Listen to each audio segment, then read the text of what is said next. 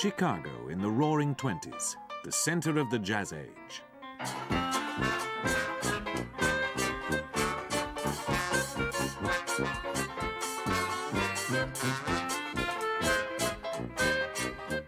The second city, it mockingly used to call itself. Maybe New York was number one, but in at least a couple of ways, Chicago was the undisputed top town.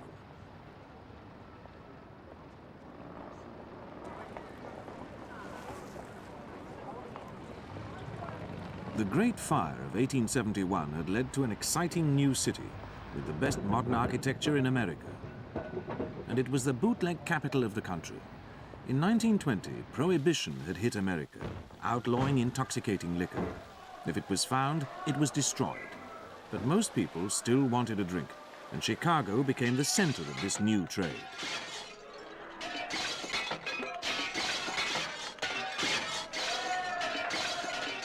The city's mayor, William Big Bill Thompson, was as big a crook as anyone he took bribes from. He positively welcomed bootlegging in his territory. Bootlegging meant bootleggers, and bootleggers meant gangsters. And gangsters soon came to mean Al Capone. By the time the 20s ended, he was undisputed king of the heap, and what put him there was the St. Valentine's Day Massacre. Chicago was divided into spheres of criminal influence. The North Side was controlled by Bugs Moran, Capone's sworn enemy. By January 1929, his gang was hijacking Capone's trucks and bombing the bars that took his bootleg beer. Capone's head gunman, Machine Gun Jack McGurn, was ambushed in a phone booth and barely escaped alive. This determined Capone to eradicate Moran's Northside gang once and for all. His killers were summoned to his palatial winter home on Palm Island, Florida. They laid their plans.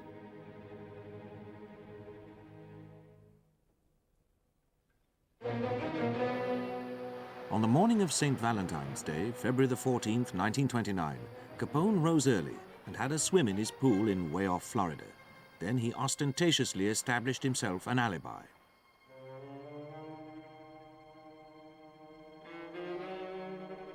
Meanwhile, up in Chicago, Bugs Moran had a phone call from a man who said he had hijacked a truckload of whiskey. He was told to deliver it to the Moran warehouse at 2122 North Clark Street at 10:30 on the 14th of February. Bugs himself was late, but 6 members of the gang were waiting. They were James Clark, alias Albert Kashelek. Bugs was married to his sister. Adam Hare, accountant, alias John Snyder, the gang's financial manager. John May, safecracker, in charge of cars and trucks. Al Wineshank, who controlled the unions in Moran's pay. Frank Gusenberg, one of the triggermen who had nearly got Machine Gun Jack McGurn, and his brother Pete, who had also been one of McGurn's attackers. Outside the warehouse, a car drew up. 2 men in police uniform got out, followed by 2 in civilian clothes. Bugs Moran saw them and guessed that the police had found out about the hijacked whiskey. He walked away and saved his life. A few moments later, there was the sound of shooting from the warehouse. The 2 assumed cops came out with the other 2 men at gunpoint. They drove away. Inside the warehouse, there was a scene of carnage. The 6 members of the North Side gang lay sprawled among the blood. A 7th man, Reinhard Schwimmer, who got a vicarious thrill out of associating with gangsters, had got more than a thrill this time. He was dead too. Frank Gusenberg, with 14 wounds, lived long enough to keep his gangland honor. "Nobody shot me," he told the police, and died. Although everyone was convinced as to who was responsible, the St. Valentine's Day Massacre went officially into the unsolved file. A reward of $100,000 failed to come up with any information. In Florida, Al Capone threw a Valentine's night party. To safeguard his position as king of the Chicago underworld, Al Capone had one more enemy to destroy, the Unione Siciliani, run by 3 Sicilians, who were ostensibly his allies. Joe Junta, a former gunman on Capone's payroll. John Scalise, who rubbed his bullets with garlic in the mistaken belief that if they did not kill, they would cause gangrene.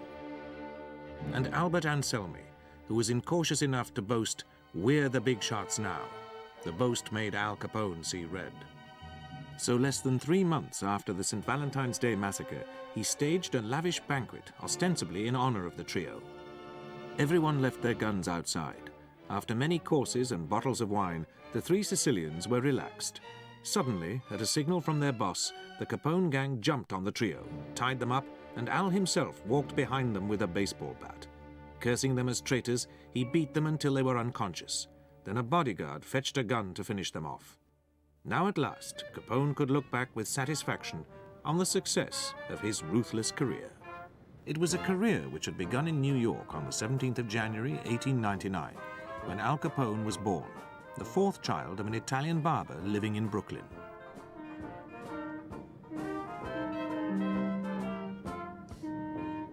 His parents, Gabriele and Teresa Capone, had left Naples in 1893 to seek a better life in the United States. They were part of the great wave of immigration which flooded through Ellis Island from southern and eastern Europe into the slums of the cities of the northeastern United States around the turn of the century.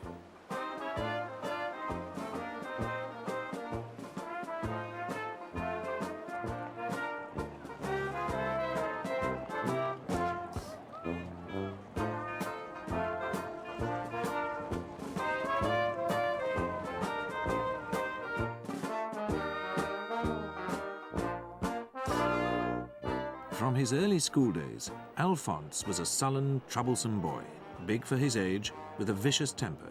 He left school at 13.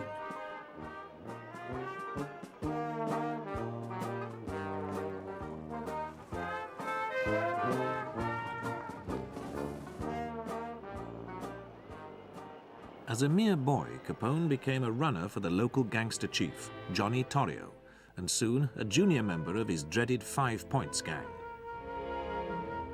Al graduated to pimp for Johnny's brothels and worked as a bouncer at a bar owned by another member of Torrio's gang, Frankie Yale.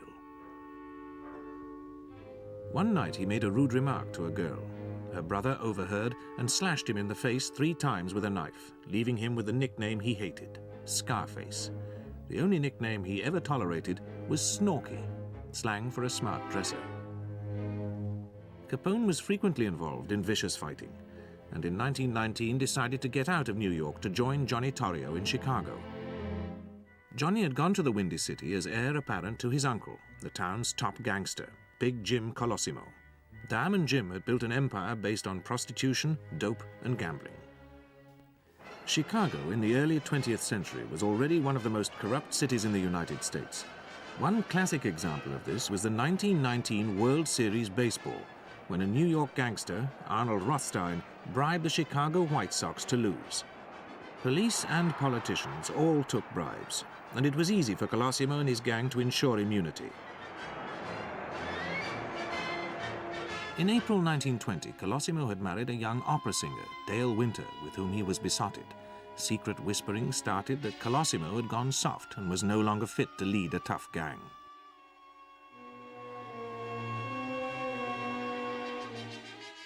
Less than a month later, on May the 11th, in the lobby of one of his own restaurants, Colosimo's, Big Jim was shot to death. Whether Johnny Torrio was responsible has never been proven, but he took over his uncle's restaurants and gambling dens, whorehouses and dope running. Now he was free to add bootleg liquor. It was the imposition of Prohibition on the 17th of January 1920 which provided the impetus which took organized crime in the United States from a local to a national business. Intimidation, prostitution and drugs had allowed gangsters like Colosimo and Torrio to dominate individual cities, but the import and distribution of liquor demanded wider arrangements.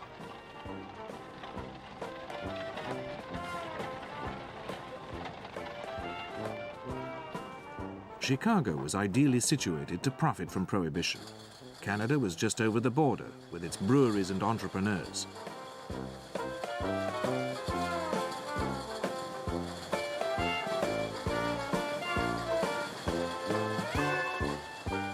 The city had been a center of America's brewing, so the expertise existed to produce illicit liquor in abundance.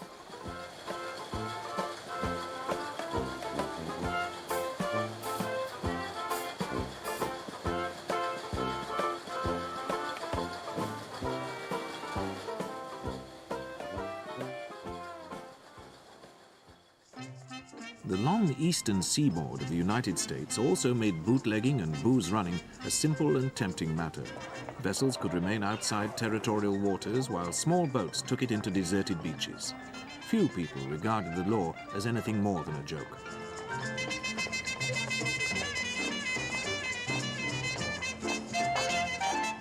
The Caribbean provided one of the major sources of illicit liquor, and most major gangsters made arrangements to benefit from its ample supplies.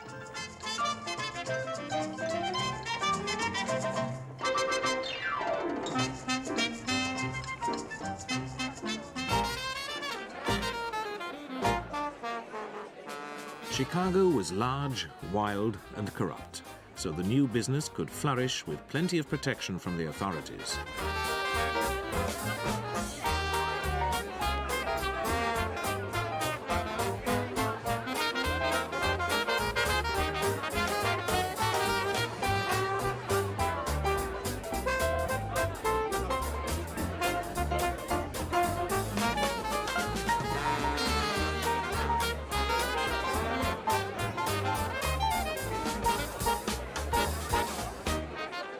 Illicit drinking clubs, gambling houses, and nightclubs enjoyed enormous popularity, hardly troubled by the law.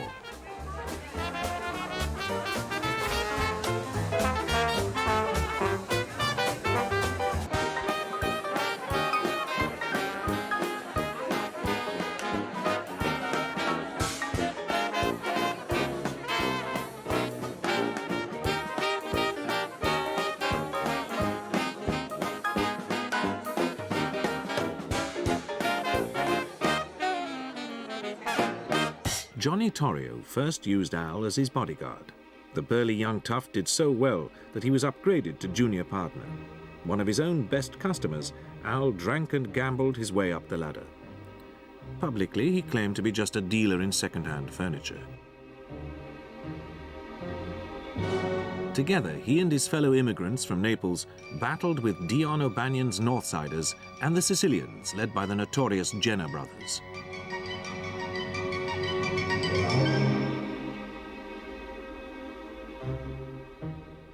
With Mayor Thompson and the police in their pay, the rival gangs could do what they liked, and their only problems came with each other. Their wars became headline news throughout the world. When Chicago itself became too hot for their headquarters, Torrio's gang took over the suburb of Cicero as their base. Occasionally, police from Chicago would attempt to clean up. At one shootout at a polling booth where they were telling the voters at gunpoint how to vote, Al's brother Frank was killed. Al escaped over a wall.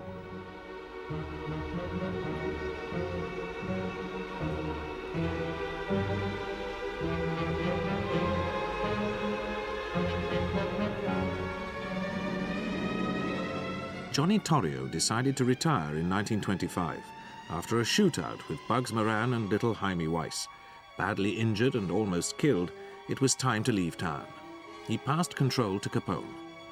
The new boss stepped up the killings. First came revenge on Dion O'Banion. He was rubbed out in his florist shop and succeeded by Bugs Moran. Next, a temporary partnership with the Jenners was dissolved in a hail of bullets. More elaborate gangland funerals followed.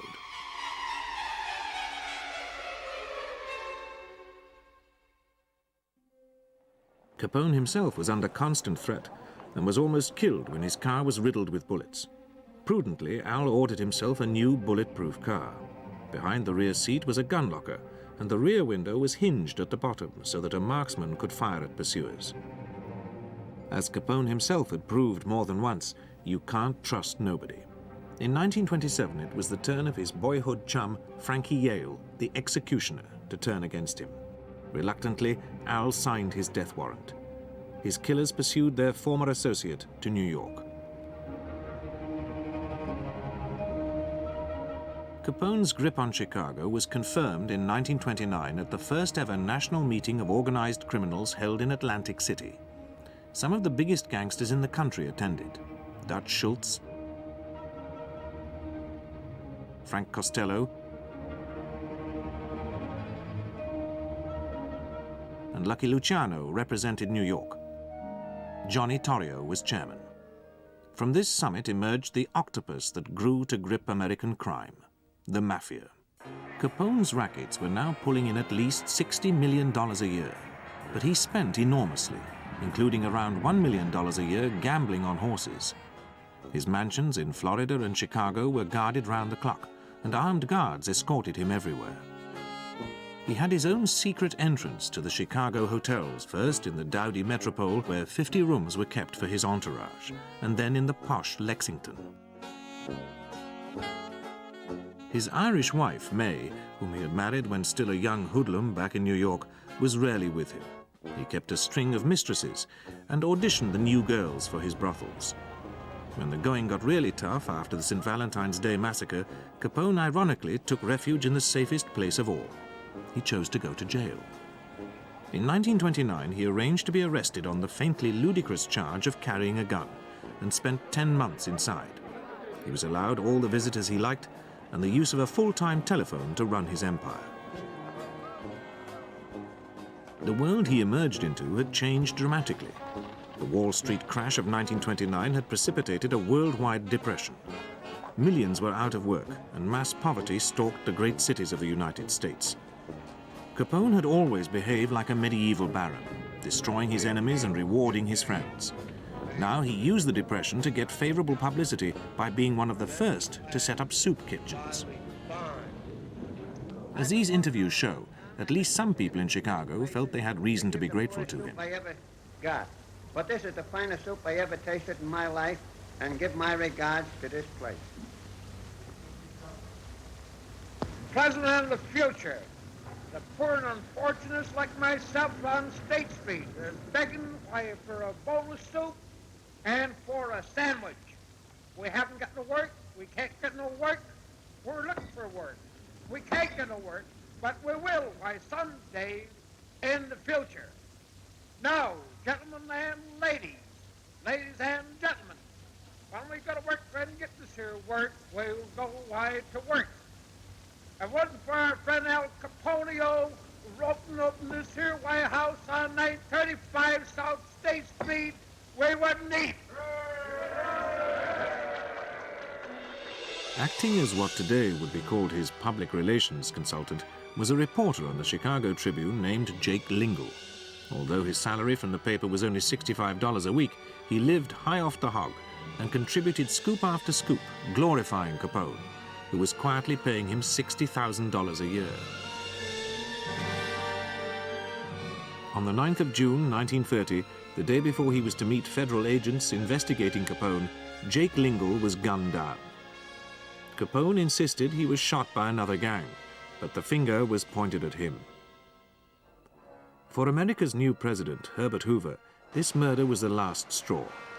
With his namesake, J. Edgar Hoover, the ambitious young head of the FBI, he vowed to put Capone permanently behind bars.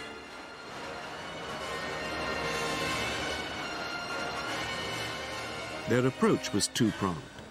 Under the leadership of a young University of Chicago graduate, Eliot Ness, the Justice Department formed the group known as the Untouchables. This was a squad of agents trusted to be completely incorruptible.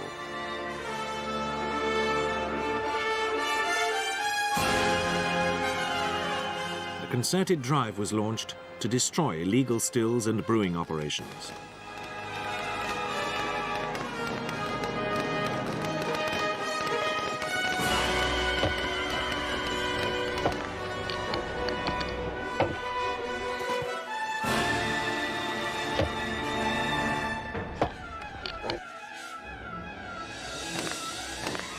Even the gangsters' methods of transport were destroyed by the federal agents.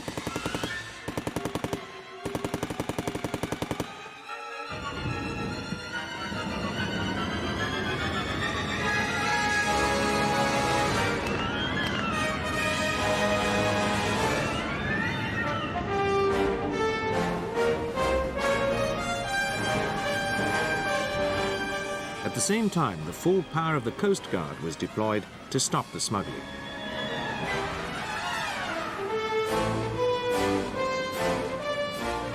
The Navy was enlisted to intercept suspicious coastal shipping.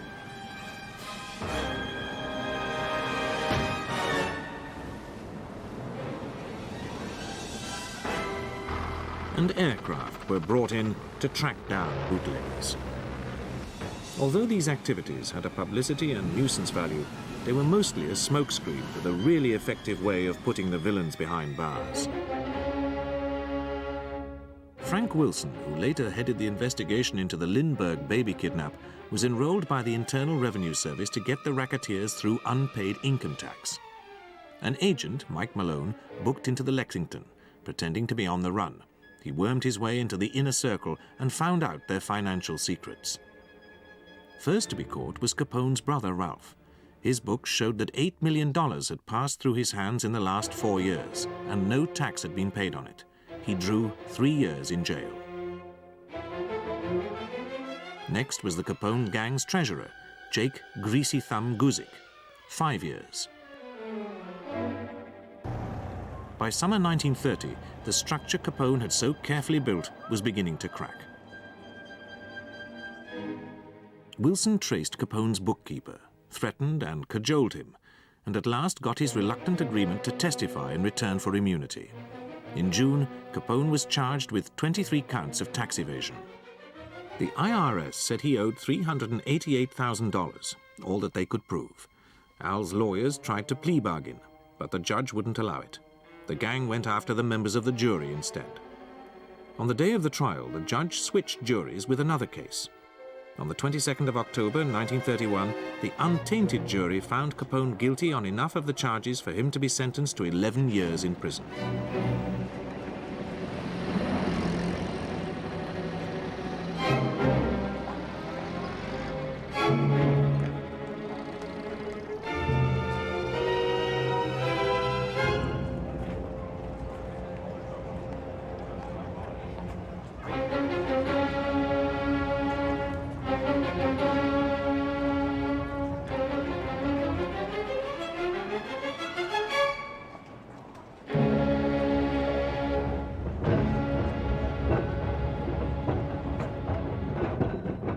While he was in Cook County Jail, Capone continued to run his empire. But this became impossible when he was moved to the federal penitentiary at Atlanta, Georgia.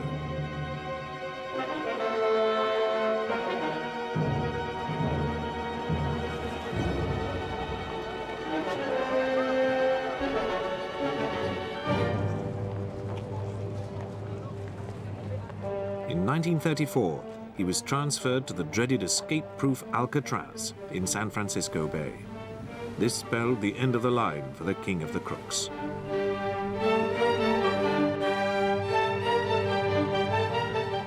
He held himself aloof from the rest of the scum imprisoned on the Rock, but when he was denied all privileges and given cleaning jobs to do, other prisoners took to calling him the Wop with the Mop.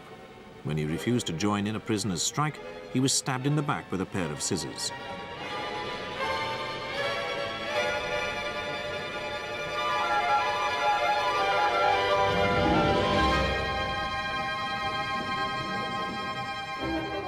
His mind began to wander, and tests showed that he had syphilis, no doubt passed on to him by one of his past employees.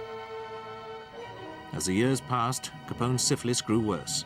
He gradually became paralyzed and was released in 1939 for treatment. His wife May was unaffected by the disease, which suggests that there had not been marital relations between them for a long time before his incarceration. She looked after him at their Florida home for 7 more years, when he died of a stroke and pneumonia at least 25 years before his time, at the age of 47. Capone's final body count is reckoned to be at least 400 men murdered at his command and 40 by his own hand. Even today, his name is a legend for ruthlessness and corruption. He was buried in Mount Olivet Cemetery, Chicago, with a simple headstone. But so many tourists came to see the grave that 5 years later, the family moved his remains to another cemetery. Even in death, Al Capone had to hide.